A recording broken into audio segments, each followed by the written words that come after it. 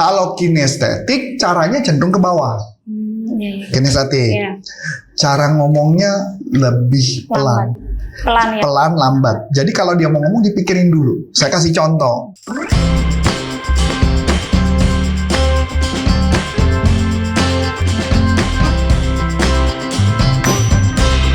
Coach, aku mau curhat nih. Curhat apa? Emang bener ya Coach ya, kalau di NLP Selling Power itu kita tuh bisa ngelihat karakteristik si customer itu Coach? Nah, ini menarik nih. Jadi kalau tapi sebelum kita mulai ya, Iya. ya mungkin teman-teman juga belum tahu nih, ini siapa? Ini Vika, ini tim baru kita. Halo semuanya. Ya, nah nanti yang akan bantu kita untuk ngobrol-ngobrol nih tentang selling ya. Siap. Nah, jadi gini, kalau di dalam NLP itu NLP itu tidak pernah mengkotak-kotakan orang. Jadi NLP itu nggak percaya ada orang tipe A, ada tipe B, tipe C itu nggak percaya. NLP tidak pernah percaya. Karena menurut dia, NLP itu setiap orang bisa berubah menjadi apapun yang dia mau. Pertama. Yang kedua, dalam konteks jualan, kadang kita nggak sempet mencari tahu kamu tuh karakter tipe apa. Kalau mama sempat cari kan kapan jualannya, karena fokusnya mencari the visual. Kelamaan ya Coach ya? Kelamaan. Nah, oleh sebab itu, tapi dalam konteks ilmu, memang ada nama tekniknya adalah kita mengecek apakah preferensi mereka visual kah, preferensi mereka auditorika, preferensi mereka kinestetika. Nah, saya kasih gambaran yang sederhana dulu deh. Kalau visual itu preferensinya adalah mereka suka lihat gambar, mereka suka lihat brosur, mereka suka lihat warna. Begitu juga ketika ngomong pun cenderung ngomongnya lebih cepat. Gaya pakaiannya dia lebih fashionable. Dia bisa memadu-madankan ini cocok atau enggak. Itu visual. Ada beberapa orang karakteristik yang mengatakan kalau visual itu kepalanya cenderung mendongak ke atas. Ya, ngomongnya cepat, mendongak ke atas, itu visual. Kalau ada orang yang preferensinya auditori, kepalanya cenderung ke bawah. Sejajar, bukan bawah, sejajar. Ya. Ngomongnya cenderung dia ada irama. Dia kalau dengar lagu bisa langsung bersenandung, bisa nyanyi-nyanyi, itu auditori. Gaya pakaiannya ya nggak heboh-heboh banget, biasa. Standar gitu ya. Standar. Kalau kinestetik caranya cenderung ke bawah. Kinestetik. Iya. Cara ngomongnya lebih pelan. Pelan ya. Pelan, lambat. Jadi kalau dia mau ngomong dipikirin dulu. Saya kasih contoh. Kenal Coach Adit dong, udah kenal ya? Udah Kenal ya? Udah. Nah, kalau Coach Adit kalau diajak ngomong, dia nggak akan langsung jawab. Misalkan ditanya gini, bro, gimana nih? Jangan ke bawah. Dia ngecek perasaannya dulu tuh. Gini, menurut saya, begitu cara ngomongnya. Jadi pelan banget prosesnya. Nah, ini karakteristik orangnya. Cara ngomongnya juga lebih pelan. Gaya pakaian orang kinestetik cenderung agak cuek.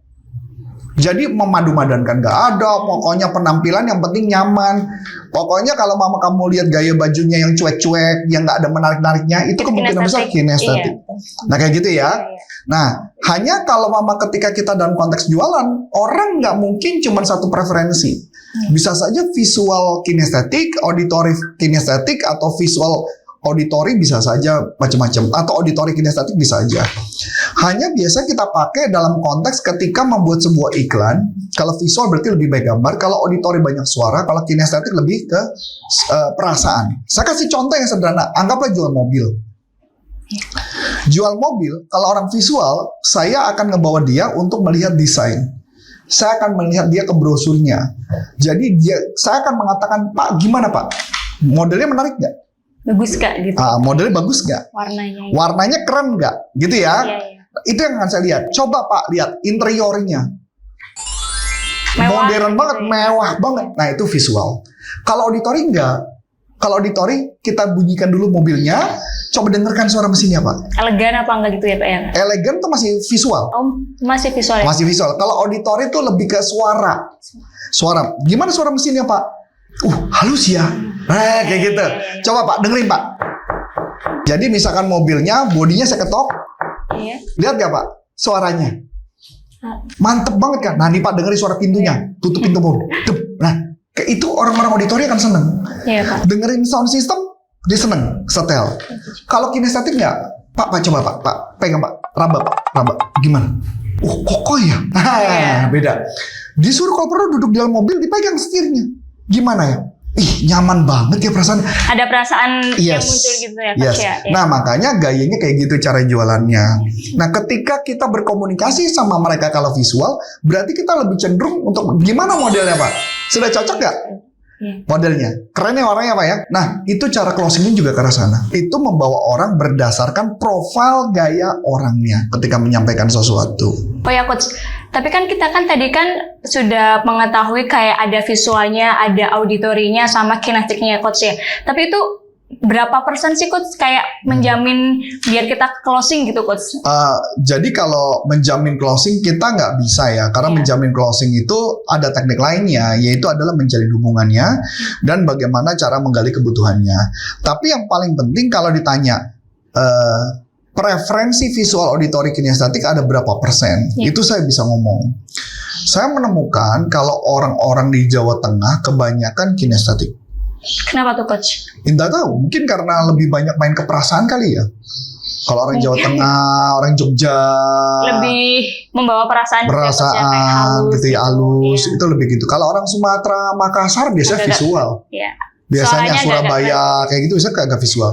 Jadi makanya kalau saya bilang dijawab kayak gitu saya nggak bisa jawab. Tapi biasanya preferensi visual dan auditori agak relatif lebih banyak. Tapi kalau di Jawa Tengah mungkin kinestetik yang akan lebih banyak. Nah, kalau kita berbicara bagaimana cara closing, memang kita harus tetap balik lagi menggali kebutuhan mereka. Mereka butuhnya apa? Biasanya saya suka nanya sih, kalau jualan saya nanya, Pak, kriteria apa sih yang paling penting buat Bapak dalam memutuskan? Nanti dia ngomong tuh. Misalkan kalau kita anggapnya kita jual pelatihan, Pak, kriteria apa sih yang paling penting buat Bapak dalam memutuskan, Pak? Pak, kalau boleh tahu, Bapak nyari pelatihan ini kenapa ya, Pak? Nanti dicerita, oh saya ini punya problem gini. Nah, problemnya itu saya kaitin ke materi. Jadi setiap problem dikaitin ke materi. Ya sama kan, kamu kan juga latar belakangnya di riset ya. Iya, betul. Nah, survei. Nah, itu juga sama kan? Tujuan survei untuk apa sih?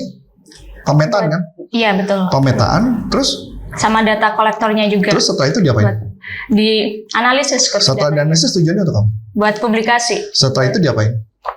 Buat dia biar semua orang tahu gitu. Nah, kalau orang tahu kan pasti ada solusi kan? Iya, betul. Untuk mereka. Nah, ibaratnya adalah kamu melakukan survei kepada customer dan solusinya ada dari kami. Bedanya kalau itu solusinya bisa jadi dari pemerintah. Nah, kalau ini enggak. Problem mereka apa, solusinya juga dari kita, gitu.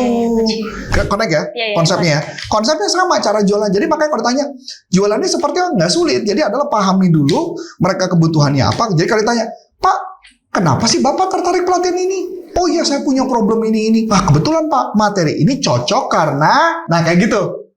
Dikaitin. Sesuai dengan yang dibutuhkan. Sesuai dengan yang dibutuhkan. Jadi jangan sampai jualan materi yang dimana mereka nggak butuh. Ibarat ngomong kasarnya gini ya, kamu makanan apa yang kamu suka? Seblak. Oh, seblak. Ini makanan semua wanita ya, seblak ya. Hai. Mana ya? Tadi baru makan. Oh ya, oke. Misalkan kamu suka makan seblak, tapi saya paksa-paksa kamu makan hotdog. Ya bisa sih makan, tapi gak mau makan itu kan. Nah, artinya ibaratnya problemnya dia pengen seblak, tapi saya paksa hotdog. Bisa closing? Ya enggak. Nah, kayak gitu loh. Jadi tugas kita mematchingkan apa kebutuhannya, problemnya dicocokin. Gitu gambarannya. Biar balance gitu ya. Biar balance dan sesuai dengan kebutuhan. Sesuai dengan kebutuhan. Jadi makanya kenapa saya bilang mengatakan kalau survei itu mirip kok sebenarnya. Karena survei juga teknik-teknik bertanya. Jualan juga teknik bertanya. Bertanya, tujuannya bertanyanya bedanya. Kalau bertanyanya kamu itu bertanya untuk memetakan. Kalau ini bertanya juga sebenarnya untuk memetakan kamu, tapi kamu langsung analisa dan kasih solusi. Bedanya kalau solusinya kan kalau dulu pemetaan kan bukan kamu yang kasih solusi. Solusinya dari pemerintah atau dari swasta atau siapapun yang mau ngadain CSR program kan? Iya, betul. Halo teman-teman, buat yang mau mengikuti kelas pelatihan kami bisa kunjungi di pastiprestasi.com. Akhir kata saya Vika dan Coach Antonius Arif dari Corpora Consulting. Sampai jumpa. Salam performance.